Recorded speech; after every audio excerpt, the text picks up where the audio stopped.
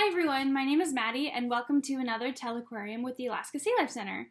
Today we are going to be reading a book for you, so we've got another story time, and this one is called Amos and Boris, and it's about a friendship between a mouse and a whale.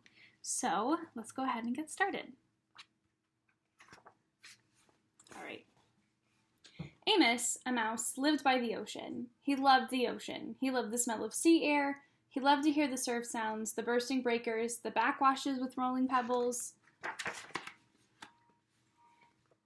He thought a lot about the ocean, and he wondered about the faraway places on the other side of the water. One day, he started building a boat on the beach. He worked on it in the daytime, while at night, he studied navigation.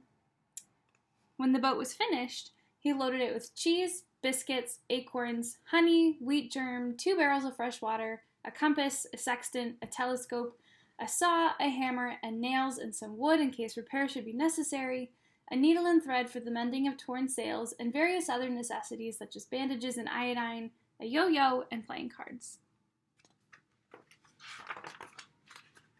On the 6th of September, with a very calm sea, he waited till the high tide had almost reached his boat. Then, using his most savage strength, he just managed to push the boat into the water, climb on board, and set sail.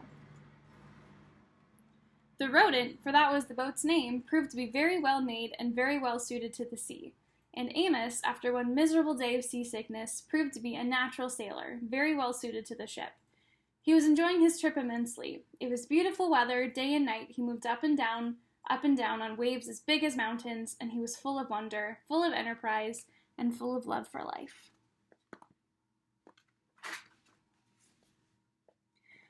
One night, in a phosphorescent sea, he marveled at the sight of some whales spouting luminous water, and later, lying on the deck of his boat, gazing at the immense starry sky, the tiny mouse, Amos, a little speck of a living thing in the vast living universe, felt thoroughly akin to it all. Overwhelmed by the beauty and mystery of everything, he rolled over and right off the deck of his boat and into the sea. "Help!" he squeaked as he grabbed desperately at the rodent, but it evaded his grasp and went bowling along under full sail, and he never saw it again. And there he was. Where? In the middle of the immense ocean 1,000 miles from the nearest shore, with no one else in sight as far as the eye could see, and not even so much as a stick of driftwood to hold on to. Should I try to swim home? Amos wondered, or should I just try to stay afloat? He might swim a mile, but never 1,000. He decided to just keep afloat, treading water and hoping that something, who knows what, would turn up to save him. But what if a shark or some big fish, a horse mackerel, turned up? What was he supposed to do to protect himself? He didn't know. Morning came, as it always does. He was getting terribly tired. He was a very small, very cold, very wet, and worried mouse. There was still nothing in sight but the empty sea. Then, as if things weren't bad enough, it began to rain. At last the rain stopped, and the noonday sun gave him a bit of cheer and warmth in the vast loneliness, but his strength was giving out. And then suddenly, a huge head burst through the surface of the water and loomed up over him. It was a whale. "What sort of fish are you?" the whale asked. "You must be one of a kind." "I'm not a fish," said Amos. "I'm a mouse, which is a mammal, the highest form of life. I live on land." "Holy clam and cuttlefish," said the whale. "I'm a mammal myself, though I live in the sea. Call me Boris," he added. Amos introduced himself and told Boris how he came to be there in the middle of the ocean. The whale said he would be happy to take Amos to the ivory coast of Africa, where he happened to be headed anyway, to attend a meeting of whales from all of the 7 seas. But Amos said he'd had enough adventure to last him a while. He wanted only to get back home and hoped the whale wouldn't mind going out of his way to take him there. "Not only would I not mind," said Boris, "I would consider it a privilege. What other whale in all the world ever had the chance to get to know such a strange creature as you? Please climb aboard." And Amos got on Boris's back. "Are you sure you're a mammal?" Amos asked. "You smell more like a fish." Then Boris the whale went swimming along with Amos the mouse on his back. What a relief to be safe, so secure again. Amos lay down in the sun and being worn to a frazzle, he was soon asleep. Then all of a sudden he was in the water again, wide awake, spluttering and splashing about. Boris had forgotten for a moment that he had a passenger on his back and had sounded. When he realized his mistake, he surfaced so quickly that Amos was sent somersaulting, tail over whiskers, high into the air. Hitting the water hurt. Crazy with rage, Amos screamed and punched at Boris until he remembered he owed his life to the whale and quietly climbed on his back. From then on, whenever Boris wanted to sound, he warned Amos in advance and got his okay, and whenever he sounded, Amos took a swim.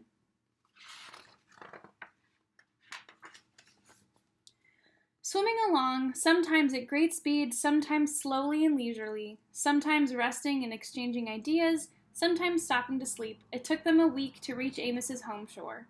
During that time, they developed a deep admiration for one another. Boris admired the delicacy, the quivering daintiness, the light touch, the small voice, the gem-like radiance of the mouse. Amos admired the bulk, the grandeur, the power, the purpose, the rich voice, and the abounding friendliness of the whale. They became the closest possible friends. They told each other about their lives, their ambitions. They shared their deepest secrets with each other. The whale was very curious about life on land and was sorry that he could never experience it. Amos was fascinated by the whale's accounts of what went on deep under the sea. Amos sometimes enjoyed running up and down on the whale's back for exercise. When he was hungry, he ate plankton. The only thing he missed was fresh, unsalty water. The time came to say goodbye. They were at the shore. "I wish we could be friends forever," said Boris. "We will be friends forever, but we can't be together. You must live on land and I must live at sea. I'll never forget you, though."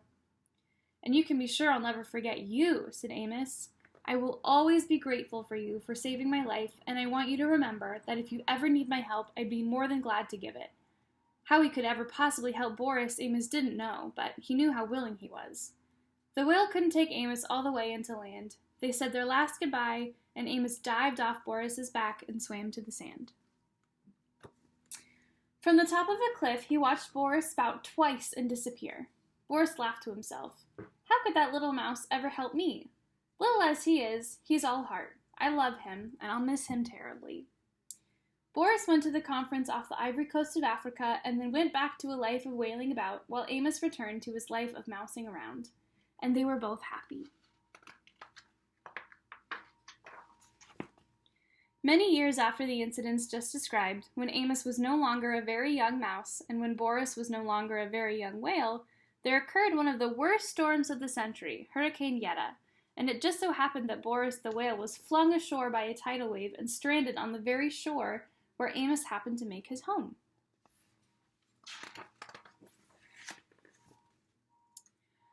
It also just so happened that when the storm had cleared up and Boris was lying high and dry on the sand, losing his moisture in the hot sun and needing desperately to be back in the water, Amos came down to the beach to see how much damage Hurricane Yetta had done.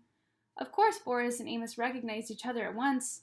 I don't have to tell you how these old friends felt at meeting once again in this desperate situation.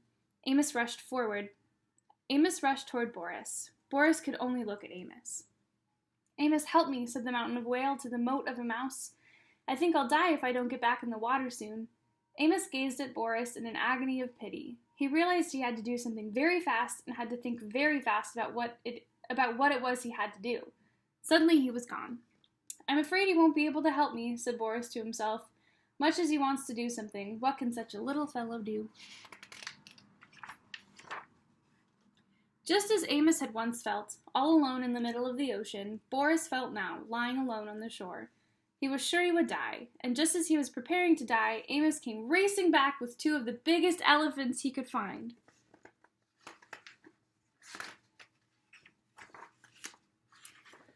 Without wasting time, these two good-hearted elephants got to pushing with all their might at Boris's huge body until he began turning over, breaded with sand and rolling down toward the sea. Amos, standing on the head of one of the elephants, yelled instructions, but no one heard him. In a few minutes, Boris was already in water, with waves washing at him, and he was feeling the wonderful wetness.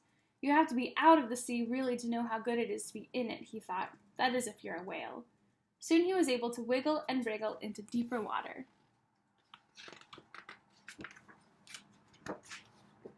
He looked back at Amos on the elephant's head. Tears were rolling down the great whale's cheeks. The tiny mouse had tears in his eyes, too. "Goodbye, dear friend," squeaked Amos. "Goodbye, dear friend," rumbled Boris, and he disappeared in the waves. They knew they might never meet again. They knew they would never forget each other.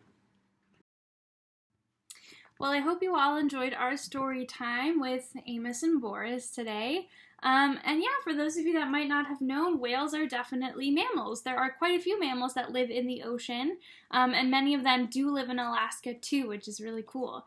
But just like you and I, they have a lot of these same characteristics that mammals do possess. So we have hair or fur all over our body, we breathe air with our lungs, we are warm-blooded, we have live birth, and we also nurse our young. So these are characteristics that you can find in mammals on land, that you can find on marine mammals.